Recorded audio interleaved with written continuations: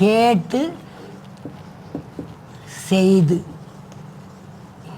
இதை தவிர வேறு எப்படியும் கற்றுக்க முடியாது குழந்தையால்.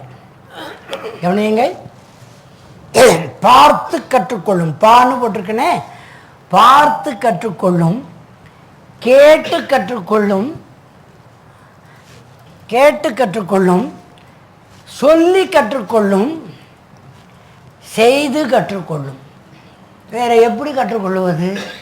அது விஞ்ஞானமாக இருந்தாலும் சரி, ஆங்கிலமாக இருந்தாலும் சரி, கணிதமாக இருந்தாலும் சரி, சமூகவியலாக இருந்தாலும் சரி, கம்ப்யூட்டர் சயின்ஸாக இருந்தாலும் சரி, ஃபிசிக்ஸு, கெமிஸ்ட்ரி, நேச்சுரல் சயின்ஸு, அது இது வந்தது போனது, வந்துக்கிட்டே போகிறது, போய்கிட்டே வர்றது, எதுவாக இருந்தாலும் சரி பார்த்து கற்றுக்கொள்ள வேண்டும், அல்லது பேசி சொல்லி கற்றுக்கொள்ள வேண்டும், அல்லது கேட்டு கற்றுக்கொள்ள வேண்டும், அல்லது செய்து கற்றுக்கொள்ள வேண்டும். வேறு எப்படி கற்றுக்கொள்வது?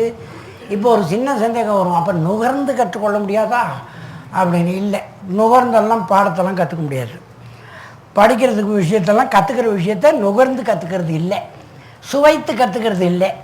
சில விஷயங்கள் நுகர்ந்து கற்றுக்கலாம். டீ டேஸ்டர் வேலைக்கு என் பிள்ளை போகிறான்னா அதுக்கு மட்டும்தான் அந்த டேஸ்ட்டு பார்த்து கற்றுக்கிறது. மற்றபடி கற்றுக்கிறதுக்கு பார்த்தும் சொல்லியும் கேட்டும் செய்தும் தான் கற்றுக்கொள்ளுகிறது. இப்போ முக்கியமான செய்தி சொல்ல போகிறீங்க, கவனிங்க. பார்க்கும்போது அது மனம் வைத்து பார்த்தால் கட்டாயம் கற்றுக்கொள்ளுகிறது.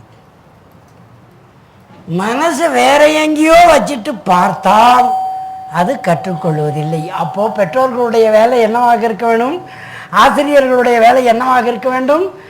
அது எதை பார்க்கிறதோ அதை மனம் வைத்து பார்க்க நீங்கள் சொல்லிக் கொடுத்தால் போதும். இதுக்கு கண்டிக்கணுமா? இதுக்கு தண்டிக்க வேணுமா? நீங்களே வாழ்க்கையிலே பார்ப்பதை மனம் வைத்து பார்க்கிறீர்களா? பல சமயங்களில். அதனால தானே மனைவி சொன்னதை திருப்பி திருப்பி சொல்கிறதா இருக்குது. நான் அப்போவே சொன்னேனுங்கண்ணா. எப்போ சொன்னேன்? அப்படியா சொன்னேன்? நீ அப்படி சொன்ன மாதிரி எனக்கு தெரியலையே. நண்பர்கள் பேசிக்கும்போது, ஃபோனில் பேசிக்கும்போது எத்தனை தடவை பேசுனதையே திருப்பி திருப்பி பேசிக்கிட்டு இருக்கிறான். என்ன காரணம்? மனம் வைத்து கேட்கவில்லை, மனம் வைத்து பார்க்கவில்லை. பார்க்கறது சிலதை மனம் வைத்து பார்க்குறான், அதுவே தப்பாக போயிடுது. அந்த மாதிரி விஷயத்தை பார்க்க சொன்னால் மனம் வைத்து பார்க்குறான். அதுதான் சினிமா, அதுதான் டிவி. உருப்படாமல் போகிறதுக்கான விஷயத்தை மனம் வச்சு பார்க்குறோம். உருப்படுற விஷயத்தை நாமளே மனம் வச்சு பார்க்கறது இல்லை. ஆனால் குழந்தை படிக்க வைக்கும்போது மனம் வைத்து பார்க்க கற்றுத்தாருங்கள். அதற்கு கண்டிப்பு தேவையா? அதற்கு தண்டிப்பு தேவையா? முதலில் சொன்ன ஒரு வாக்கியத்தை மீண்டும் சொல்கிறேன். நீங்கள் நடந்து காட்டுவதைத்தான் அந்த குழந்தை இமிட்டேட் செய்யும், ஜெராக்ஸ் எடுக்கும். நீங்கள் யார் எதை சொன்னாலும் மனம் வைத்து கேட்டீர்கள் என்றால் உங்கள் பிள்ளையும் மனம் வைத்து கேட்பதாக இருக்கும், இல்லையா? நீங்கள் பார்ப்பதை மனம் வைத்து பார்க்கிறவராக இருந்தால் உங்கள் குழந்தையும் மனம் வைத்து பார்ப்பதாக இருக்கும். மனம் வைத்து பார்க்கிற எந்த விஷயமும் அதில் மனத்தில் இருந்து மறையாமலே இருக்கும் வாழ்க்கை முழுக்க. திருக்குறானை மனனம் செய்தவர்கள் அநேகம் பேர் இருக்கிறார்கள் என்று நானும் அறிந்திருக்கிறேன், நீங்களும் அறிந்திருக்கிறீர்கள். அதுபோல் பைபிளை மனனம் செய்தவர்கள் யாராவது இருக்கிறார்களா? கேள்விப்பட்டிருக்கிறீங்களா? நானும் விசாரித்து பார்த்துட்டேன், அப்படி யாரும் இல்லை. நிறைய முரண்பாடான விஷயங்கள் இருப்பதை மனனம் செய்ய முடியாது. முரண்பாடு இல்லாத ஒன்றைத்தான் மனனம் செய்ய முடியும். திருக்குரான் முரண்பாடு இல்லாமல் முழுமையாக இருப்பதனாலே உலகத்தில் பலராலே மனனம் செய்யப்படுகிறது. இதையே இங்கே சொன்னேன் இப்போ சொன்னேன்னு கேட்டிங்கன்னா, நீங்கள் முரண்பாடான விஷயங்களை போதிக்கும் பொழுது குழந்தை பார்த்து மனனம் செய்ய முடியாது. முரண்பாடான விஷயத்தை நீங்கள் சொல்லி கொடுத்துக்கிட்டு படி படி படின்னா எப்படி படிப்பாங்க? இங்கிலீஷ் வாத்தியார் இருக்கிறாங்களே, அந்த வாத்தியாரம்மா அவங்க நல்லவங்களே கிடையாதுன்னு கணக்கு வாத்தியாரம்மா சொல்லிட்டு போயிட்டாங்கன்னா அப்புறம் இங்கிலீஷ் வாத்தியாரம்மாவையே பிடிக்காது, இங்கிலீஷையும் பிடிக்காமல் போயிடும். இந்த முரண்பாடுகள் குழந்தைக்கு வராமல் பாதுகாக்க வேண்டும். நல்லா படிடா, அவங்க அப்பனை மாதிரி ஆகிடாத. அப்பா என்ன ஆனாருன்னு கேட்டா, அவர் நல்லா தான் படித்தார், அதனால தான் உருப்பிடாமல் போட்டார். படித்தாரான், உருப்படாமல் போட்டாரான். இதை ரெண்டையும் சொல்லிவிட்டு நீ அது நல்லா போய்டுறான்னு அம்மா சொன்னால் பையனுக்கு எங்கேயாவது முட்டுமா முட்டாதா? இதில் எது சரி? முரண்பாடாகவே சிந்திக்க பழகி இருக்கிறோம் மனிதர்களான நாம், உண்டா இல்லையா? மனனம் செய்வது என்பது எப்பொழுது எளிதாகும் என்றால், எதை பார்க்கிறோமோ அதை மனம் வைத்து பார்த்தால் போதும், மனதில் அது சேர்ந்துவிடும். முரண்பாடு இல்லாமல் இருந்தால்தான் சேரும். புரியுதா உங்களுக்கு? சொல்ல வேண்டியதை சொல்லிட்டேன். மனனம் செய்வது எப்பொழுது மனம் வைத்து பார்த்தால் பதிவாகிவிடும். பார்த்ததையே சொல்ல வேண்டும். குழந்தைக்கு இதுக்கு கண்டிக்கணுமா? பார்த்ததை சொல்லுப்பான்னு சொல்லுங்க. பார்த்ததை சொல்லிக்கிட்டே படிக்கிறது. Children love these kinds of explanations. Children love these kinds of explanations. பார்த்ததையே சொல்லுவது. குழந்தை அப்படி தானே படிக்குதுன்னு நீங்கள் நினச்சிக்கிட்டு இருக்கிறீங்க. இல்லை, அது பார்த்ததை படிக்கிறது இல்லை. a+b² a²+b²+2ab எழுதி வச்சுருக்கிறத பார்க்குது குழந்தை. a+b² அம்மா டிஃபன் ஆயிடுச்சா? a+b² அப்பாவை ஜாமெட்ரி பாக்ஸ் வேணும் இருந்தாரா? a+b² மணிமேகலை இன்னைக்கு லீவ் போடுறேன்னுச்சே, என்ன ஃபோன் பண்ணி சொல்லிச்சா? a+b² a² வரல இன்னும். a²+b²+2ab அதை சொல்கிறதுக்கு பதிலாக பார்த்தது வேறு, சொல்லுவது வேறு. இப்படி படித்தால் அது கற்றுக்கொள்வதாய் ஆகாது. It is not learning. இல்லையா?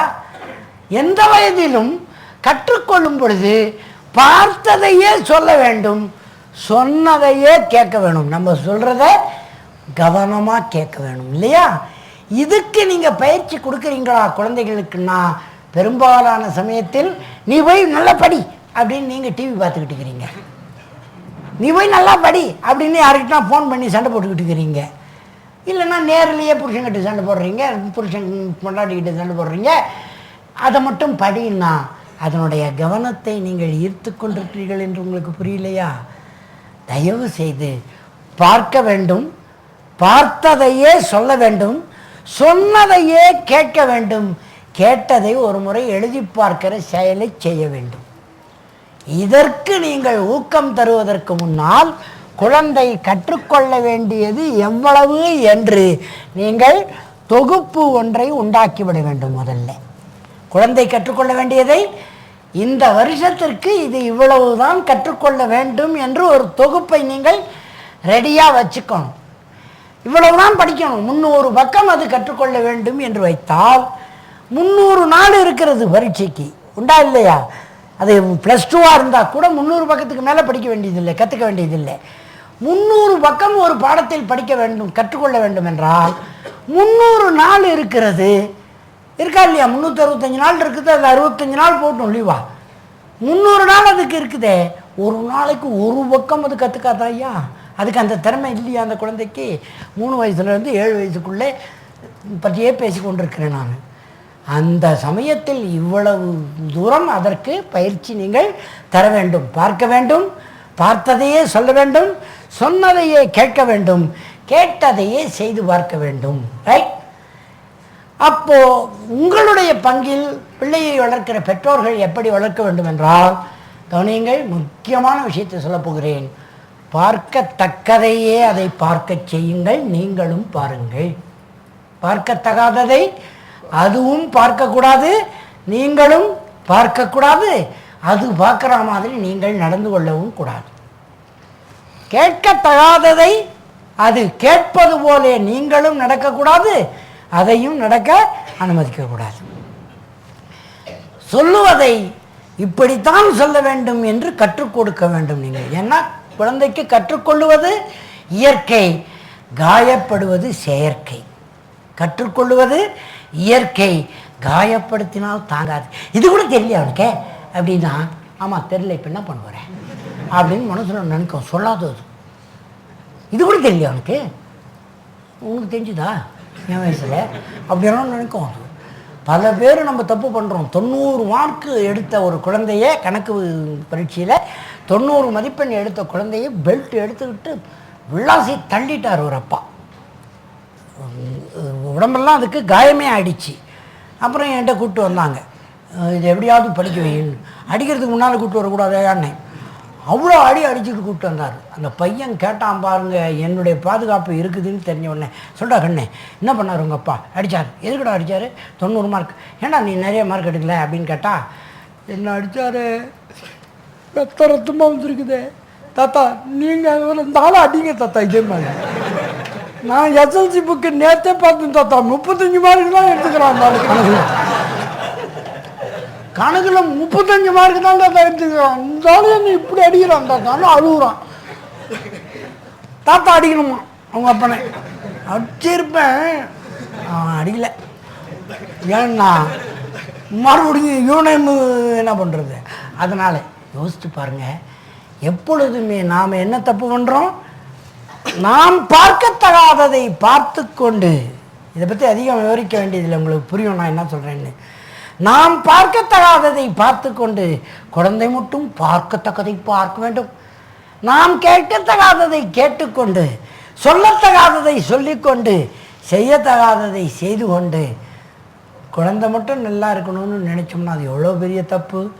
இறையச்சம் வந்து விட்டால் நீங்கள் நிச்சயமாக பார்க்கத்தகாததை பார்க்க மாட்டீர்கள், கேட்கத்தகாததை கேட்க மாட்டீர்கள், நுகரத்தகாததை நுகர மாட்டீர்கள், சுவைக்கத்தகாததை சுவைக்க மாட்டீர்கள், செய்யத்தகாததை செய்ய மாட்டீர்கள்.